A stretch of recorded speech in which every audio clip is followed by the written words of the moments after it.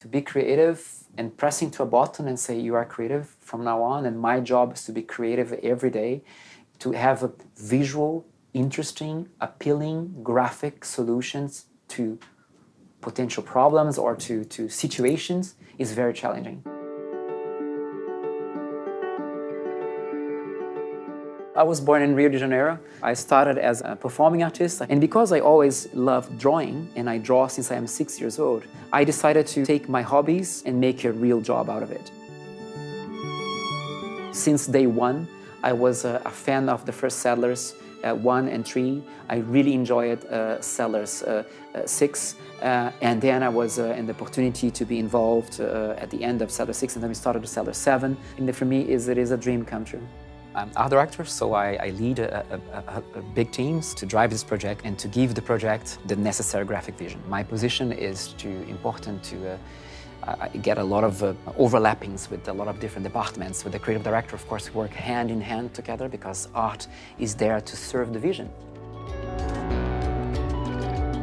Create a game, you create the whole world first, and then you get into who is living there, and you have this global vision. I introduce the world and I create all the aspects of this world. I create the cult identity of these people, from the environment until their clothing and the props they use. The art department has a big variety on job types, and I lead, direct all of them to keep them on the vision, on the track. If you offer zero boundaries to artists, they get kind of lost and things goes in all possible directions. To keep them on track, we have what we call the Art Bible.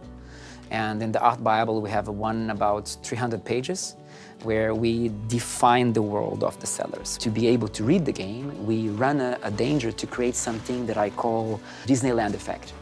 The Disneyland effect is a nice place, but everything is unnaturally set.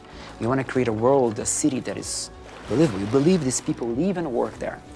And in the right balance between, I read the building, I read this group of buildings, but I'm not at Disneyland, where everything is out of place, everything is yelling at your face. So welcome to my place. It's still a work in progress, big piece of art that I feel comfortable and cozy. Come in. This house was built in the 80s. And it still holds a lot of traces of the 80s, where actually I spent my childhood. I wanted to have this feeling of coziness, of raw materials. There's a lot of wood, there's a lot of stones, raw stones on the walls, there's glass. I have a passion for animals and bulls. This bull, handmade by a Chinese artist. It is something that I like coming in and being in contact with this pieces that make me feel happy. I grew up with music, I work with music. When I present something at Ubisoft, I like to have music around. I bought this house, one reason is because of the living room has those stained glasses, it looks like a church. And then it's this rounded corner where the piano was fitting perfectly. It was a perfect fit to the whole, if I may say, color palette of this living room. Color is a powerful tool to communicate, not only to give contrast, but also to communicate emotion, to communicate narrative, and that I used to put colors everywhere, specifically combined with the light. Light is really, really important.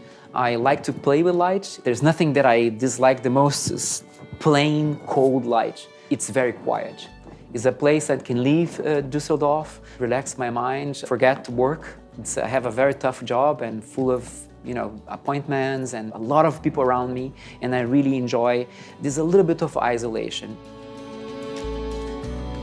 I consume art in all aspects, from X-Men, DC Universe, comic books, to classicals, Shakespeare, Molière, Corneille, those big French authors. I love to go to the opera house and watch dance and watch music. Whether Marie Antoinette with her favor for sweets or Nefertiti or whatever, a Marine soldier design or a girl with the elephant. So there is always around character and people.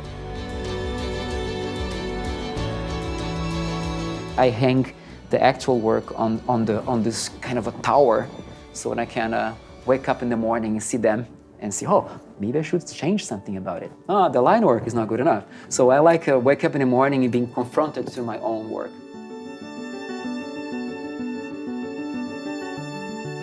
It is a bit of luck, and a lot of dedication, and really planning your career. Everything I made in my life was planned. I went small steps with a big goal. If you want to be a great artist, I think you should pack your suitcase and go see the world. Traveling, it is a real school. And all the work I do at the office, for example, are very inspired by the things I have seen. We have a specific area in the game that was very inspiring, and it's my last trip to South Africa.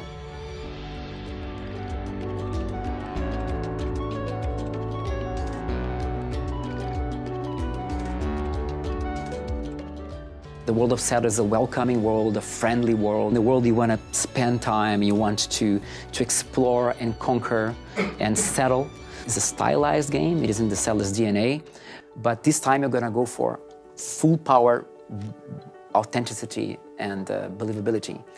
And fulfilling the aspect of readability. Your characters will come in and work and will produce stuff. You'll be able to see what they produce, if they put the output and input piles, how things are running in the building. One big topic for the Settlers game are the cities. It's a city building game, it's an economy managing game, and the designs are very, very important. There's not only the aspect of having an appealing look for the designs, but as well a readability aspect. The word readability is really important. We have a game that sells what you see is what you get, and the graphics are responsible for giving all the necessary information in the world.